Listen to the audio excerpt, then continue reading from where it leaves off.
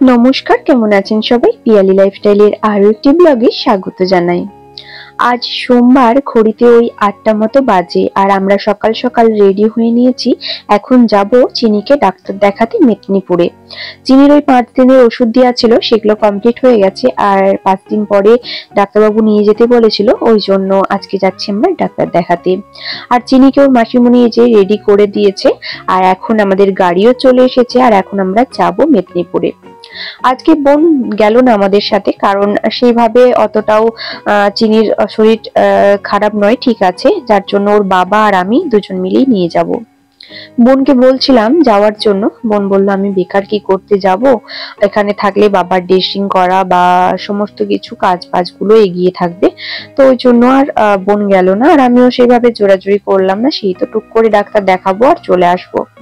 গাড়িটা আমাদের 10 মিনিট আগেই চলে এসেছিল।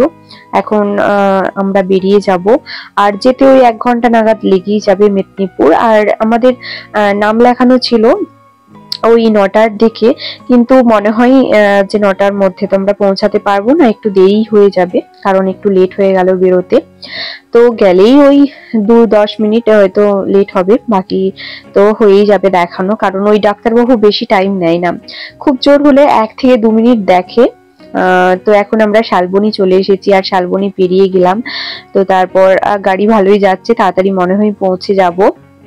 তো ডাক্তারবাবু অনেক বয়স হয়ে গেছে, বলেইছিলাম আগের ভিডিওতে যে ডাক্তারবাবুকে আমরা যখন ছোট ছিলাম আমাদেরকে ডাক্তার দেখানো হতো, তো ওই ডাক্তারবাবুর কাছে দেখানো। আর আমরা এখন এসে পৌঁছে গেছি মেদিনীপুরের ওই চিলড্রেন হসপিটালে। তো এসে এখানে এখন ওর ওজন, তারপর ওকে হাইট মাপানো হচ্ছে। ওকে যখন ওয়েট করা হচ্ছিল, ওয়েট মেশিনের উপরে কোনোভাবেই ও দাঁড়াতে চাইছিল না, তারপর ওর বাবা নিজে ওয়েট মেপে ওকে কোলে নিয়ে দাঁড়াতে, তারপর ওর ওয়েট বার করা গেল। মানে কি ভাবছিল কে জানে, নিজে এদিকে সাহসী আর এদিকে একদমই ওজন মেশিনের উপর দাঁড়াতে চাইছিল না। তারপর অনেক ভুলিয়ে ভালিয়ে আমি ওকে চাপিয়ে এখন এই যে উঠে একটু দাঁড়িয়েছে, তো তারপর আমি দেখলাম। তো এখন আমাদের ডাক্তার দেখানো হয়েই গেছে, আর এই যে ওর বাবা লাইন দিয়েছে এখানে ওষুধ নেওয়ার জন্য। ডাক্তার দেখাতে একদমই বেশি টাইম লাগে না, আর 1 মাসের ওকে ওষুধ দিয়ে দিয়েছে, বললো যে একদমই ঠিক আছে, কফ টফ নেই। আর ডাক্তারবাবুর ওষুধ খুব ভালোই কাজ করেছে। আর আমরা যে ডাক্তারবাবুকে দেখাই সেই ডাক্তারবাবু এখন ইন্ডিয়ার বাইরে, যার জন্য এই ডাক্তারবাবুকে নতুন করে দেখাতে হলো আমাদেরকে।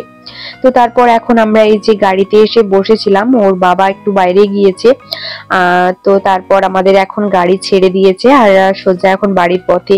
খুব ইচ্ছে ছিল আজকে মেদিনীপুর যাব আর চিনির জন্য কিছু শপিং করব, কারণ চিনির জামাগুলো সব ছোট হয়ে গেছে। তো ইচ্ছে ছিল কয়েকটা চিনির ড্রেস কিনবো, সামনে বিয়ে বাড়ি আছে। তো ওর বাবা বললো না আজকে আর হবে না, চলো সোজা বাড়ি চলে যাই। তো এখন আমরা বাড়ি যাচ্ছি, আর এই যে চিনি গাড়িতে দুজনের মাঝে বসেছে আর দেখছিল, আর শুধু কি করছে না, জল খাচ্ছে। আর একটা ফুল তুলে নিয়েছে, বাগানের মধ্যে অনেক ফুল ছিল, তো ফুল তুলে নিয়ে এসেছে একটা। আর এই তো আপনাদের সাথে কথা বলতে বলতে আমরা অনেকখানি পথ চলে এসেছি, আর গাড়িতে না আমাদের সুন্দর গান বাজছিল, আর গানের তালে তালে চিনি এখন নাচও শুরু করে দিয়েছে। শরীর ভালো থাকলেও কি না করতে চাই, মানে সমস্ত এনার্জি ওর মধ্যে অফুরন্ত হয়ে যায়। তারপর মাঝপথে এখন দাঁড়িয়ে গিয়েছি একটু টিফিন করার জন্য, আর রাস্তার ধারে এখানে এই গুমটি দোকানে বেশ ভালো মুড়ি ঘুগনি পাওয়া যায়, তো এখান থেকে সকলেই বেশিরভাগ দিনই এখানে মুড়ি খাই। তো আমরাও এখানে দাঁড়িয়ে পড়েছি, আর এই যে আমাদেরকে দিয়ে দিয়েছে মুড়ি আর পাকুড়ি আর যে সমস্ত দেয়। আমি ঘুগনিটা নিইনি, আমার শরীরটা সকাল থেকে ভীষণ খারাপ ছিল, মানে কোনোভাবেই আমি ডাক্তার দেখাতে গিয়েছি।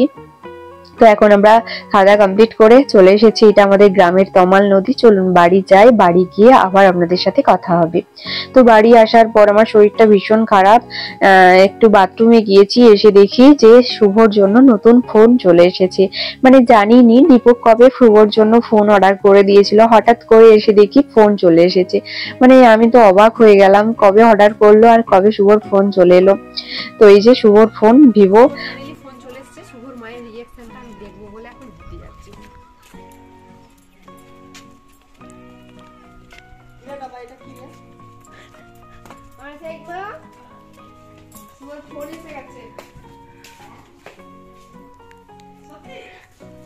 আমিও জানি নিয়ে এসে দেখছি ফোন এসে গেছে। নাকি আমি মিথ্যা কথা কেন বলছি? এই তো এটা কি কি দেখো খুলে দেখো, বেশি দাম নয়, 22,000 টাকা নিয়েছে। আমি মিথ্যা কথা বলিনি, বুঝছো তো? 22,000 টাকা করে।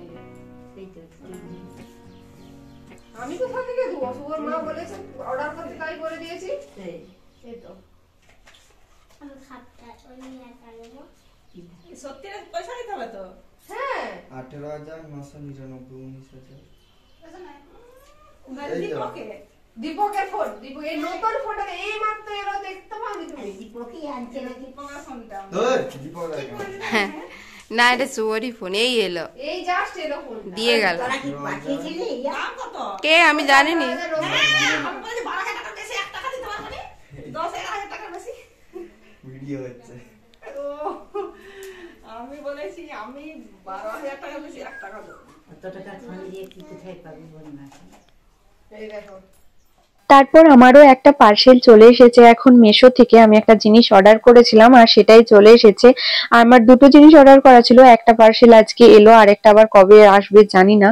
তো কি আছে সবটাই আপনাদের সাথে শেয়ার করব। চলুন বাড়ি যাই। বাড়ি চলে এসেছি আর এখন পার্সেলটা খুলে দেখছি। তো আমি একটা ওই ভিডিও করার জন্য স্ট্যান্ড অর্ডার করেছিলাম, জানি না কেমন হবে। তো আমি অনেকেরই দেখেছি এই স্ট্যান্ডটা দিয়ে ভিডিও বানাই, তো আমার এই স্ট্যান্ডটা ছিল না, যার জন্য আমি একটা এই স্ট্যান্ড অর্ডার করেছিলাম। কিন্তু মানে আমার ভাগ্য খারাপ, স্ট্যান্ডটা একটু ভাঙা এসেছে, ওই জন্য এটাকে আবার চেঞ্জ করে রিটার্ন করে দিয়েছি। তো এখন হচ্ছে সন্ধেবেলায়, আমার শরীরটা ভীষণ খারাপ, মেলা যেতে চাইছিলাম না। আর আমাদের বাড়ি থেকে আজকে সবাই মেলা যাচ্ছিল, মানে আমাদের পাড়ার সবাই, আমরা যারা যারা একসাথে থাকি। আর এদিকে চিনি না আজকে ঘুমিয়ে গেছে, দুপুর বেলায় ও ঘুমোয়নি। তো ওই জন্য আজকে একটু সবার সাথে শাড়ি টাড়ি পরে যাচ্ছি মেলা। গিনি পিসি এসেছে, সবাই এসেছে, আর তিথি, সুটুন পিসি, মানসী, একইমা, আমরা সবাই মিলে মেলা যাচ্ছি। আর আজকে খুব ইচ্ছে গেল যে একটু শাড়ি পরেই মেলা যাই। অন্যদিন তো চুড়িদার পরে যাই, ওই জন্য আজকে শাড়ি টাড়ি পরে চলে এসেছি। প্রথমেই চলে এসেছি এই যে ইয়াররিং এর দোকানে। এখানে সুন্দর সুন্দর ইয়াররিং রয়েছে। আর এবছর না মেলায় বিশেষত মানে বেশিরভাগ দোকানটা ইয়াররিং এরই এসেছে, কারণ সবাই জানে এখন মেয়েদেরই বেশি চাহিদা ইয়াররিং কেনার। তো সেই জন্য প্রথমে একটা ইয়াররিং কিনে নিয়ে আবার মেলায় ঘুরতে শুরু করে দিয়েছি। দেখছিলাম আরো কোথায় কত ইয়াররিং রয়েছে, আরো অনেক কিছু জিনিস ছিল। তো টুকিটাকি জিনিস কিনে এখন বেরিয়ে পড়েছি। তারপর আমরা এখানে চলে এসেছিলাম পাপড়ি চাট, ঘুগনি এইখানের দোকানে। তো এখান থেকেই মানসী কাকিমা সবাই ঘুগনি নিয়ে নিয়েছিল। তো আমি কিছুই খেয়েছি না, মানে খাইনি, কারণ আমার শরীরটা ভীষণ খারাপ ছিল। তারপর তৃতীয় খান থেকে একটা আইসক্রিম নিয়ে নিয়েছিল।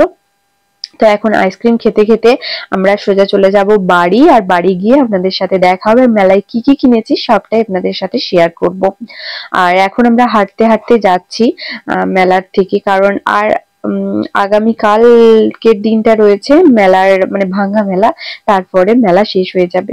তো এখন আমরা বাড়ি চলে এসেছি। আর এদিকে চিনির পাপাও এসেছিল, চিনি ওর পাপার কাছে ছিল। আর এদিকে 9টা বেজে গেছিল, আমি তাড়াহুড়ো করে যাচ্ছিলাম কারণ চিনির খাওয়ানোর জন্য। এদিকে এসে দেখি ওর মাসিমণি ওকে খাইয়ে দিচ্ছে।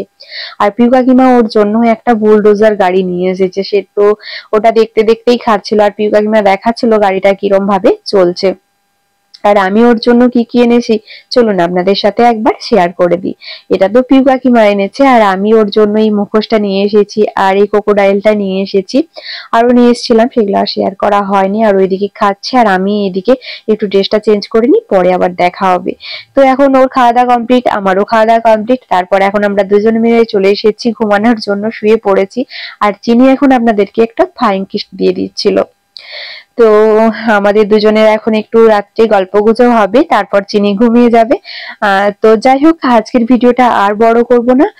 আজকের ভিডিওটি কেমন লাগলো অবশ্যই কিন্তু আপনারা কমেন্ট করে জানাতে ভুলবেন না। ভালো লাগলে একটা লাইক দিয়ে দেবেন। আমার নতুন বন্ধুরা অবশ্যই আমার চ্যানেলটিকে সাবস্ক্রাইব করে পাশে থাকবেন, সাথে বেল বাটনটি বাজিয়ে দিবেন যাতে করে ভিডিওর নোটিফিকেশন আপনারা পেয়ে যান। সবাই ভালো থাকবেন, সুস্থ থাকবেন। দেখা হবে খুব তাড়াতাড়ি নতুন আরেকটা ব্লগে।